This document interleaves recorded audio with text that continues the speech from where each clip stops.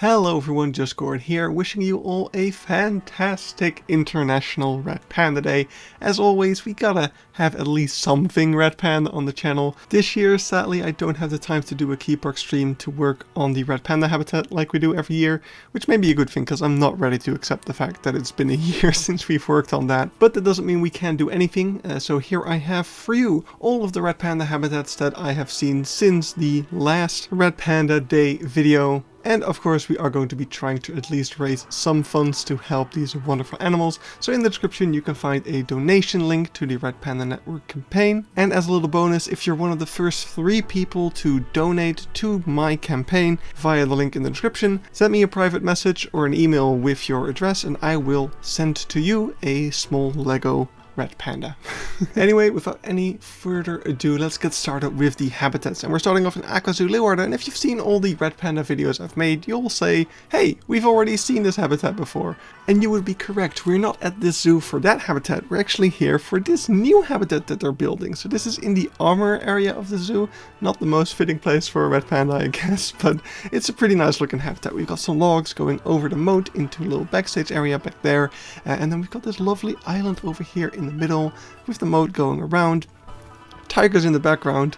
Hopefully the pandas aren't too afraid of the giant cats walking on in the distance, but yeah, the island is so beautiful and lush. They've got some nice trees which hopefully will start growing some leaves soon so that the red pandas will have some shade in there, because right now the island is pretty exposed, especially to the sun. But yeah, and then you can see the tigers from here as well. But that's it for AquaZoo, and next up we are going to Avifauna, which is also a zoo we've already seen, but right now we are going to kind of take a step back to 1 year ago when I was at the zoo on International Red Panda Day to have a look behind the scenes. So here we can see some stuff that's both for the keepers but mainly also for these tours. Over here, this is really interesting. These are the sites papers. Those are basically the papers that tell governing bodies that yes, these pandas are here legally. It's the kind of proof of ownership. This little stick is used for training so that they can train the red pandas without needing to touch them as much and stuff. We got some food, and now we're entering the habitat over here. You can see there's some hides, there's some climbing frames, there's a cool little archway decoration. We can see the red crowned crane walking around in the distance. So sadly for me, when I did this behind the scenes experience, it was a very hot, like post-summer day, and the red pandas did not feel like getting out of the trees to receive some treats from me. So sadly I did not really get the close-up experience that you would expect from a backstage tour like this, but it was still really cool to see the enclosure from the inside. Basically, I also got to peek into the backstage area of the red pandas, a little indoor shelter over here. They don't go in there a lot, but it's a nice place where they can separate them, and if they get a new red panda into the zoo, it starts off in that backstage area so they can get used to the keepers and yeah, get some training and stuff like that. There's these little shelter boxes all over the place. The keepers throwing in some food into those so that the pandas can go in and find those. And yeah, just some more views of the lovely enclosure that they have over here. Definitely a really good one. Over here in the middle of the bushes we can see some more climbing frames and also paid laces where the keeper was putting down the bamboo for the pandas to eat.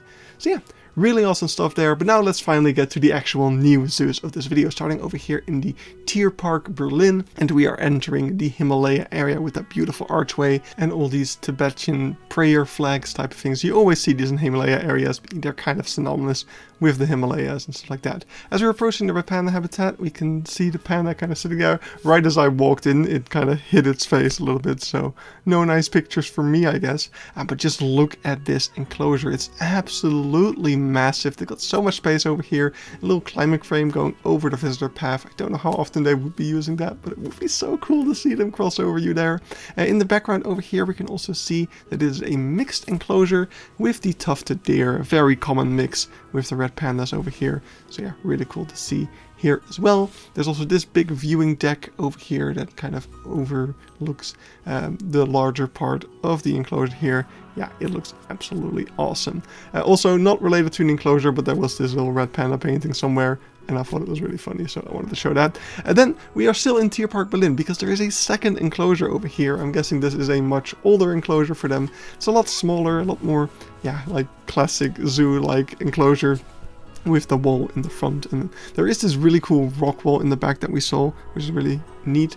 Also over here, blink and you'll miss it moment, in the back wall over there, you can actually see a little hole. I'm guessing that leads to their backstage, which is really fun. But yeah, that back wall is so cool and detailed, like a really nice rock texture. You'd almost think they'd be able to climb up that and escape, but I guess they can't, which is really nice. I'm definitely going to add more rock walls like that to my red panda enclosures because it looks absolutely phenomenal.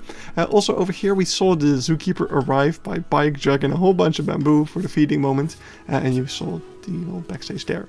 Then the other zoo of Berlin, Zoo Berlin, aptly named, across from this beautiful like Chinese gazebo type thing, is this red panda enclosure.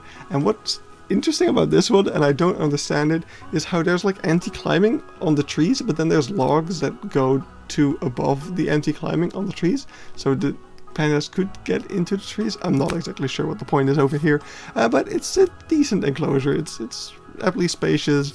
There's lots of climbing. What's pretty funny is that it's in the predator building. Red pandas technically are built like predators, but they definitely don't hunt that much. So it's really funny to me that there's a sign, Kingdom of Hunters, in front of the red panda enclosure.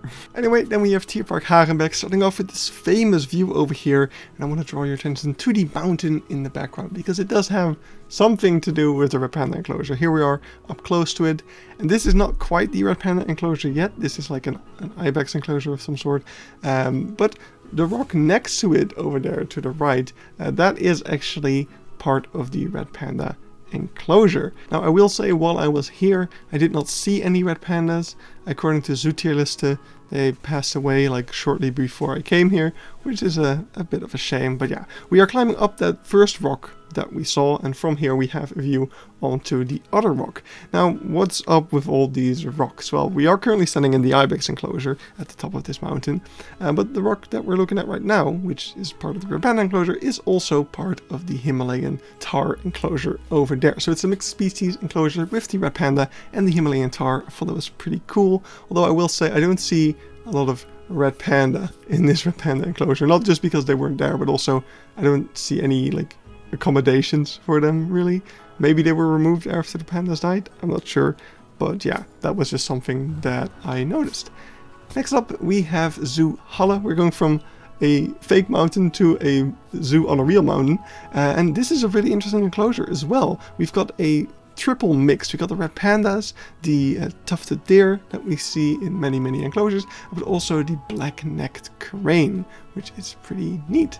So yeah, over here you can see in the fence there's all these little peek holes that allow you to look into the trees that the red pandas are often inside of. There's climbing frames all over the place. There's a big pool in front for the cranes, and what you'll also see is these big plastic sheets on the fencing to prevent the pandas from being able to climb out, which is pretty fun.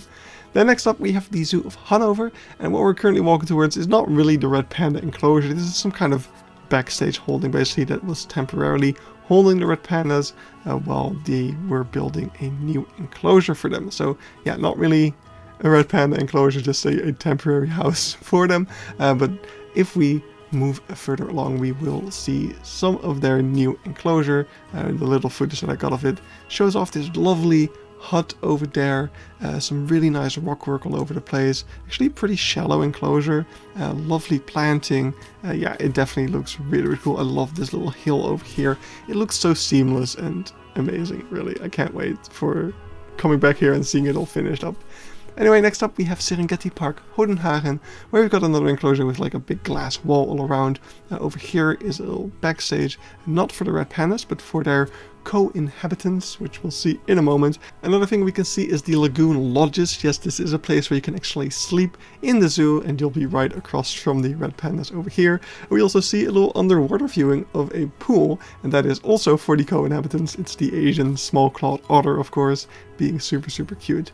But yeah, I really like the little hill in the middle of this enclosure that you're kind of walking around, and then the climbing frame sticking out, red panda lying on top. Yeah, you can pretty much go all around right until here, where you are greeted by a little staff area. What was great about staying in this zoo during the night was that the red panda was one of the few animals that was actually allowed outside during the evening. All of the monkeys and stuff were put inside, but the red panda was still being able to be admired. So that was really, really great. Anyway, over here in Zoo Leipzig, this is a beautiful area. Again, we can see these kind of rock piles and Himalayan theming like we saw in a bunch of other places as well.